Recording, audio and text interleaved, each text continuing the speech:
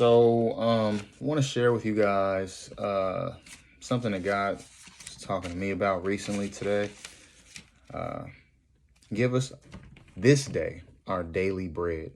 Um, give us this day our daily bread. Everybody knows the Lord's Prayer when he says, Our Father, which art in heaven, hallowed to be thy name. Thy kingdom come, thy will be done on earth as it is in heaven. Give us this day our daily bread. Forgive us of our trespasses as we forgive those that trespass against us. Lead us not into temptation, but deliver us from evil. For thine is the kingdom, the power, and the glory forever and ever. Amen. So in the Lord's Prayer, you see, he says that this day our daily bread, as if to say, hey, you're not guaranteed a full meal on this side of life, okay? You're not going to get fed to the degree that you never have to want for food again. But God is going to promise to give you daily bread. This day, at this time, what you need, provisions just for the day. And so the whole idea is that we are pilgrims. This world is literally not our home. And Jesus, knowing this in the prayer, says, hey, we're going to get our daily bread at the time we need it. It's just a provision. This is not something that is meant to be, God's not going to bless you for like with one big old meal that's going to last you for eternity. No, he's saying, I'm going to give you what you need while you're here on this planet. While you're passing through, I'm going to take care of you. And that's an important thing to look at, okay? So Jesus acknowledges that we are pilgrims passing through this world. This world is not our home. We will be afforded only enough food for the journey, okay? We are not to fill up our storehouses here. An example of this, okay? And a good example of this can be found in the children of Israel. When they saved manna from the day prior, and the next day it had maggots in it, okay? Exodus chapter 16, verse 11 says, And the Lord spake unto Moses, saying, I have heard the murmurings of the children of Israel. Speak unto them, saying, At even ye shall eat flesh, and in the morning ye shall be filled with bread. And ye shall know that I am the Lord your God. And it came to pass that at even the quails came up and covered the camp, and in the morning the dew lay round about the host. And when the dew that lay was gone up, behold, upon the face of the wilderness there lay a small round thing, as small as the hoarfrost on the ground. And when the children of Israel saw it, they said one to another, It is manna. For they wist not what it was. They didn't know. And Moses said unto them, This is the bread which the Lord hath given you to eat. This is the thing which the Lord hath commanded. Gather of it, pay attention here, gather of it every man according to his eating, an omer for every man, according to the number of your persons. Take ye every man for them which are in his tents. Basically, everybody get what you need and what's good, what your family needs. No more, no less. And the children of Israel did so, and gathered some more. And the children of Israel did so, and gathered some more, some less. When they did meet it with an omer, he that gathered much had nothing over, and he that gathered little had no lack. They gathered every man according to his eating. And Moses said, Let no man leave of it till the morning. So Moses said, hey, nobody save any of this holy bread from heaven. Nobody save this daily bread, okay? Notwithstanding, they hearkened not unto Moses, but some of them left of it until the morning. Notwithstanding, they hearkened not unto Moses, but some of them left of it until the morning. Some of them saved it. And the bread and it bred worms and stank. And Moses was wroth with them. He was upset. And they gathered it, every man according to his eating. And when the sun waxed hot, it melted. Okay. So God was like telling them, hey, Moses told him, like, hey, don't save any of this holy bread. Don't save any of it. Okay. We're going to get everything that you need for your family alone. Okay. Don't get any more, any less. And don't save anything. We're supposed to be trusting God here to provide for this food. We just seen food fall out of the sky. We are not about to try to save it like we are going to save ourselves out here in this wilderness. No, we are going to trust in the daily provisions of God. And that's the whole point. And so when they saved it, immediately the next morning, it bred worms and it stank. Luke chapter 12 says, okay, this is a whole nother parable that talks about something along these lines, okay? Before I even go there, I just want to drop that it's interesting how the gift of God, okay, when it is kept to oneself and when it is basically kept in a selfish way, it turns rotten very fast. So we are meant to give our gifts according to God's purpose, you know, and use the provisions of God according to God's purpose. But as soon as we use those provisions of God, the gifts and the talents we have, or just the blessing and the favor of God, as soon as we use those things to our own purposes and neglect the purpose and the will of God and him giving it to us, it turns rotten. And we just see people who sometimes rot from the inside out because they're not using the provision of God that God has placed inside of them, the gifting, the calling, the purpose, the intelligence, the wit, the whatever it is you have, you know, the singing, the rap, whatever you have, they're not using it to his purpose. You see it begin to rot, okay, and stink. In the sun, whenever it is waxing hot, that's Jesus. When it's waxing hot, it's melting, okay? Okay, so here's another example of daily bread, of trusting in the provisions of God. This gets really deep, y'all. Follow me. Luke chapter 12, verse 16, he says, and he spoke a parable unto them, saying, the ground of a certain rich man brought forth plentifully. And he thought within himself, saying, what shall I do?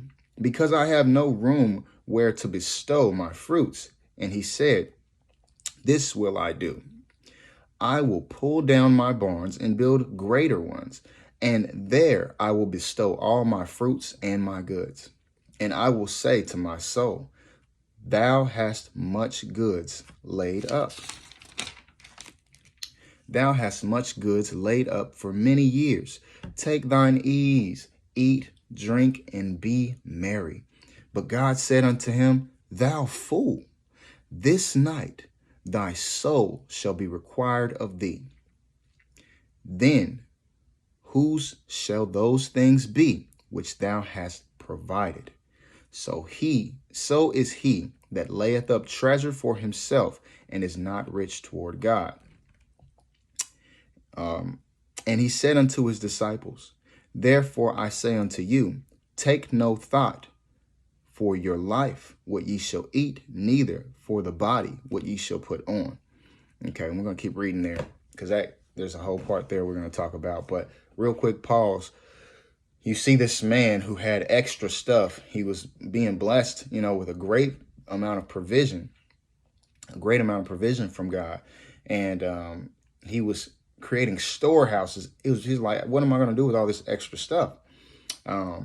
He said, I'm going to save it for myself. I'm going to store it. I'm building an extra barn so I can save even more of it for myself. Not I'm going to give it, or not I'm going to, bless someone else with it, but I'm going to stack it up for me. Now, there's the problem with that is he said your soul, is required of you. Who you are as a person. You might have seen someone struggling over there and you decided to stack up a bunch of food for your flesh, and you neglected your soul, the integrity of your heart, in that you did not give of the extra that you had somebody else who needed it. So he's like, your soul is not required of you. You thought you were going to save your soul by stacking up all this food, this extra provision that God gave you. But in fact, you were damaging your soul in that you didn't trust God with providing for you again, So it's just the way God sees, things, you just look at it that way. But here's a really strong point here. And he said unto his disciples, therefore I say unto you, take no thought for your life, which ye shall eat, neither for the body, what ye shall put on. The life is more than meat, and the body is more than raiment. Consider the ravens, consider the birds, for they neither sow nor reap, which neither have storehouses or barns, and God feedeth them. How much more are ye better than fowls? Look at the way they trust in God. Okay? This kind of trust is the foundation of God's kingdom. Okay? You got to think about it. Basically, okay, I could really go in deep with this, and I will. At one point, I was asking God, like, where did the devil come from? You created everything. Where did the devil come from? Okay, you meaning to tell me that you created an evil presence in this world that is now plaguing us? And God was like, absolutely not. He said, I created angels with free will. And for as long as possible in heaven, before earth was ever created, before the foundations of the world, for as long as possible, all of the angels in heaven, out of the free will that I gave them, were worshiping me. You got to think about this. Why would God create, a being that had to worship him? You know what I'm saying? That wouldn't actually be real worship. That wouldn't be sincere, genuine. That would be kind of like weird, like for somebody to just make something praise you all day, every day. No, he gave these angels free will to worship him or not to worship him. And all the angels, for as long as possible, up until Lucifer decided otherwise, they all trusted in God and saw him as good. They didn't know any better or know any different because evil had not even come into the picture. A rebellion towards God didn't exist. But they all had the free will to choose to worship and praise God or to choose not to, until one of them said, hey, I think I know better than this God we're all praising. I should be being worshiped more. And so that was the beginning of all evil, okay? But the idea is that this harmony in heaven existed it could have existed forever, until one person decided not to trust God. That's all it took. That's all it took. And so what God is highlighting in these animals is that they trust me in a heavenly fashion. I want my children, my direct offspring, to trust me in that same fashion that these animals trust me. That is the foundation of the harmony and unification of heaven. That is the foundation of it, is just blind trust in God. And that's what the angels had. They didn't know evil. There was no world then. There was no planet then. They did not see wickedness. They had no clue of what would happen if they rebelled against God and said, hey, we're not going to worship you. We don't believe in you. They had no clue. But one of them tried it. One of them had to try it. And that created all this. But yeah, this kind of trust is the foundation of God's kingdom. This was the foundation of heaven before the devil rebelled against God and broke his trust. This kind of trust in God is the key to existing in perfect peace and harmony. Okay, so this is a deep one. I want y'all to follow me here. Most people think that perfect peace and harmony come by way of a controlled environment, or by having control of everything around you or outside of you.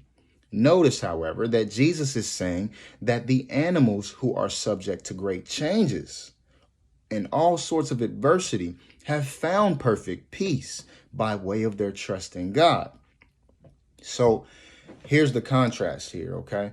We typically tend to think, okay, I was watching the movie with Russell Crowe, Gladiator, and he was talking to the Roman, like the head of the Roman army, the big honcho of Rome, okay, and the head honcho, and he was saying, he was talking to him, and Russell Crowe was playing the basically one of the generals in the Roman army, and he was talking to his superior, and his superior was saying, "Yeah, this I don't know, you know, if this is really worth it, because we have been killing all these people around us for 10 years just to have four years of peace.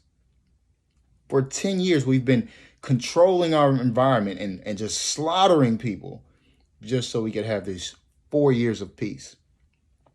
And this is a great illustration of how we think in our minds, in our carnal minds, in our low vibrational thinking. We think that by conquering the environment around us, we can secure peace within. That's our thinking. But God's like, no, you will secure peace within by trusting in the creator of all things. You will secure peace within by trusting in the creator of all things. And that's why these environments that you have been placed in are so adverse and so complex and so challenging, because it is to secure the peace, the natural peace that comes from God, is for you to refine that on the inside of you. That's why Jesus is like, do you not see the birds? They don't build storehouses or anything, and God provides for them. It's because they have a peace on the inside that comes from trust in the creator. We can take notes from the birds and the animals, and you see, like, oh man, we could go deeper and deeper with this, but you see the level of trust of these animals in the creator. They're being slaughtered all day long, going extinct. Their whole species is dying off, but they have not left off to trust in the creator.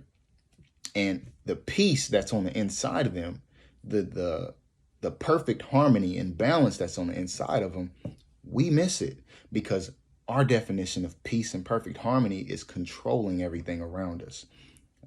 OCD, yeah. Notice, however, that Jesus is saying that the animals who are subject to great changes and all sorts of adversity have found perfect peace by way of their trust in God. Perfect peace is derived from one's trust in God, not in one's ability to control everything. Okay? Thus, God allows adversity.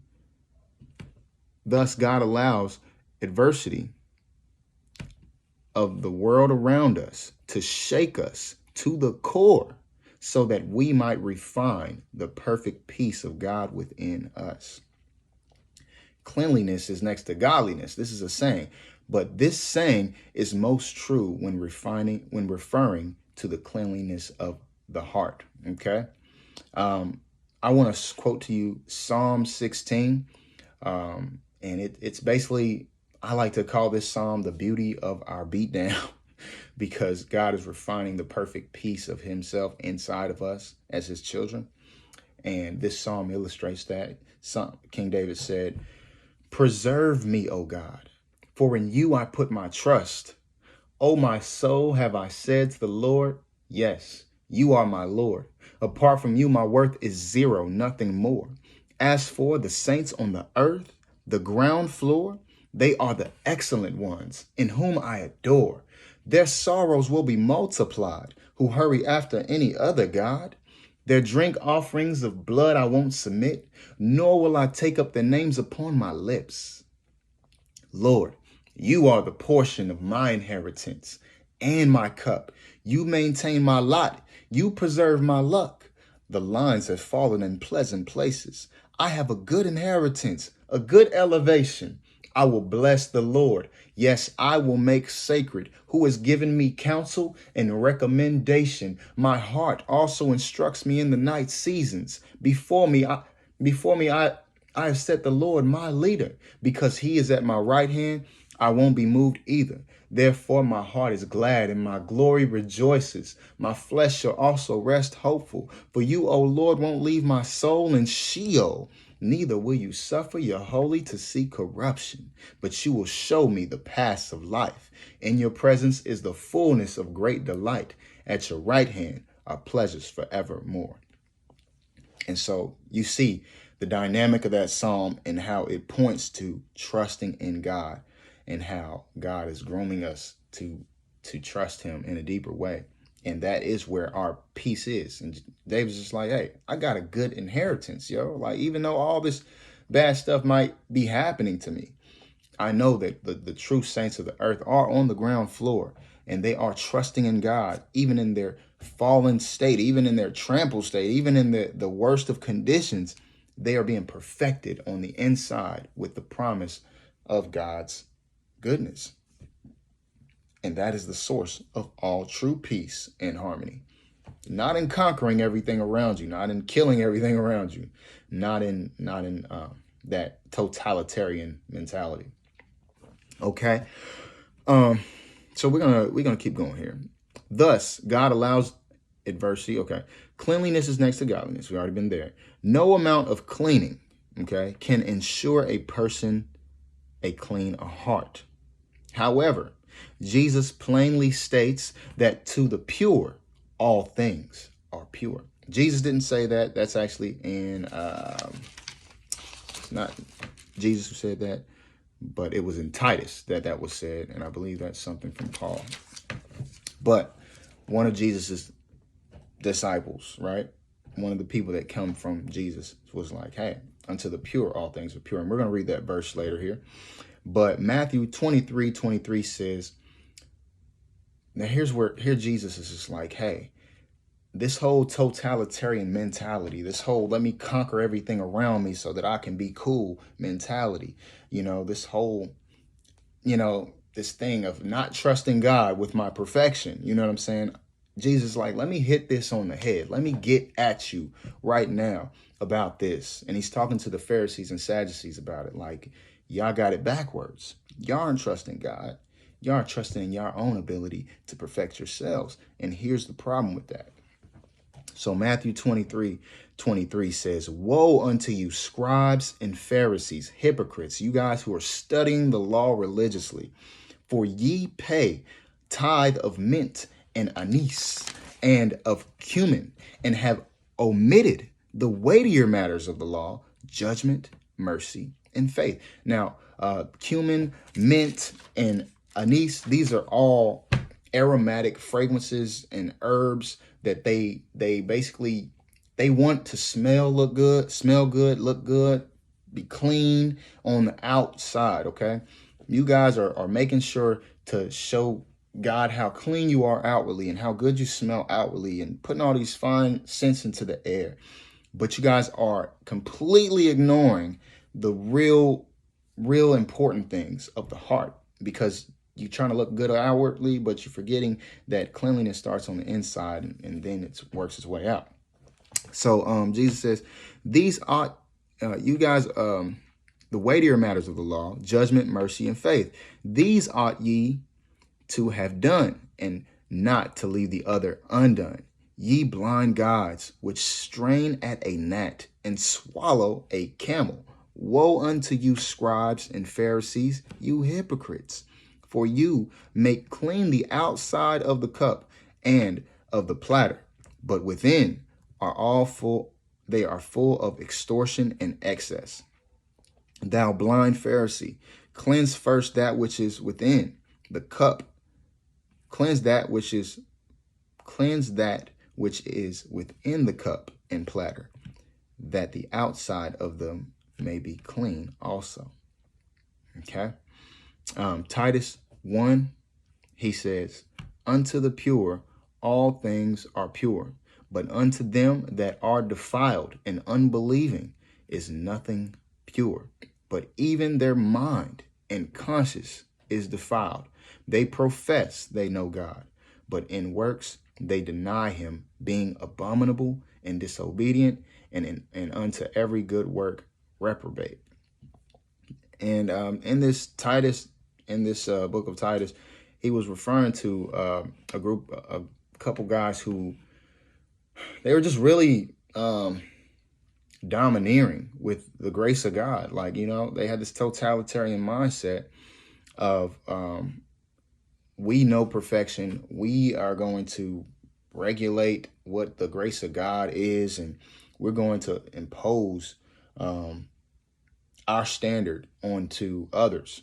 And in the book of Titus, he was basically saying, like, the reason why they are going overboard and they're tripping out is because they don't understand the grace of God. And they're not pure on the inside. They're thinking that they're going to make themselves pure by way of their works. And their works, in doing that, their works are impure. Okay. But if they understood that unto the pure, that all things are pure, they would trust in the grace of God, you know, to purify all things, not go about it, taking it into their own hands to be the purification of all these things. And them themselves are dirty in the act. You see what I'm saying? So, yeah, this is a lot to unload. And I had another point here, but I really can't remember. But I think that the takeaway here is this. It's 26 minutes, quick little video. The takeaway is this. Trust in God. We're coming up on some times when we may find ourselves questioning God's provision. It's getting hard. You know, money is a struggle. We got work twice as hard, 3 times, if not, just to make ends meet. And we're getting ready to come up on a time whenever it's easy to doubt the provision of God, you know. But you got to remember everything that the scripture says. You got to remember that God is going to provide for us our daily bread. And we've got to keep this thing in perspective that this is not our home. Okay? God's planning to destroy this world. Okay? And I was going over the Beatitudes with my son. I want to drop this.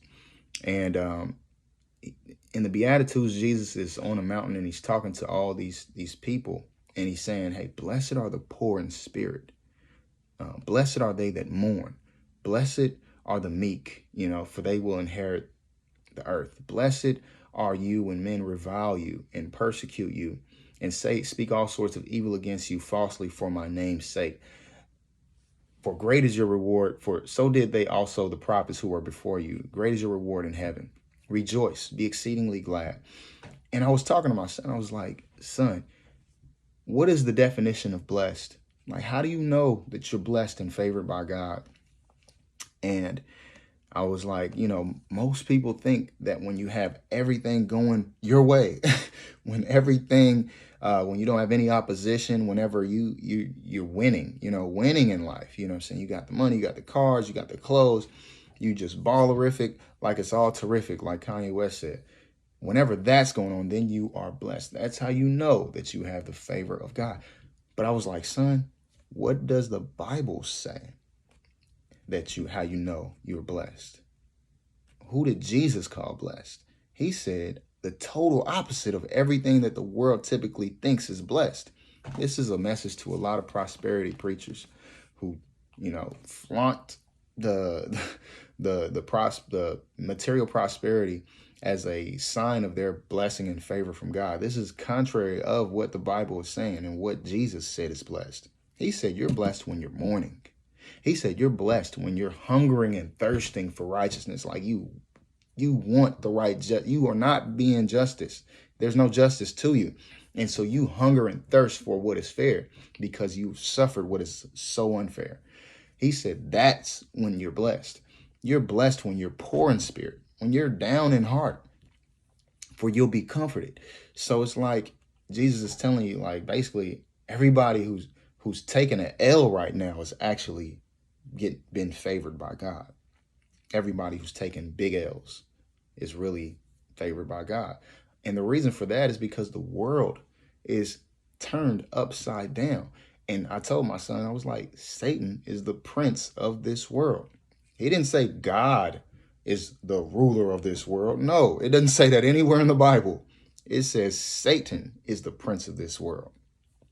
And so for you to thrive and to be ballerific like it's all terrific on this side of life is for you to be in big cahoots with Satan. And the opposite is true. For you to be suffering, for you to be mourning, for you to be poor in spirit, for you to be hungering and thirsting for what is right and what is true, and for you to be meek and to be like run over, by this world and being taking these L's unjustly. That is actually for you to be in big cahoots with God, for you to be rocking with God. And so that's where you get Jesus saying like, hey, it's not about power. There's going to be a lot of people in the last day, there are going to be a lot of people on Judgment Day who say, oh, God, did we not cast out demons in your name? Did we not heal the sick? We had power. We were prophesying in your name. All this power we had, we were gifted and granted. And he's like, hey, I didn't ever know you. Depart from me. It was never about you having power. It was never about you being in control. It was never about that. You missed it. And then there'll be a group of people who he talks to and he says, and they say, Master, when did we see you hungry? When did we see you starving? When did we see you without, And he'd be like, what you did for the least of these, you did it for me. And so just the word for today is to trust God in these last days. Trust God for your daily bread. Not for the full meal, not so that you never, hunger again on this side of life. That ain't the point. It's your daily bread that God has promised you for this time, okay? Trust him and look to the animals. Look to the animals for your example. Look at the way they perfect the peace and the harmony of God on the inside of them. In spite of their own extinction, in spite of being roadkill, in spite of dying by the masses at the hands of selfish and negligent, owners, Think about their trust in God. That is what God is perfecting on the inside of you. It is the true peace of God. It is the foundation of heaven. That is the way heaven stayed in perfect harmony until one person said, you know what?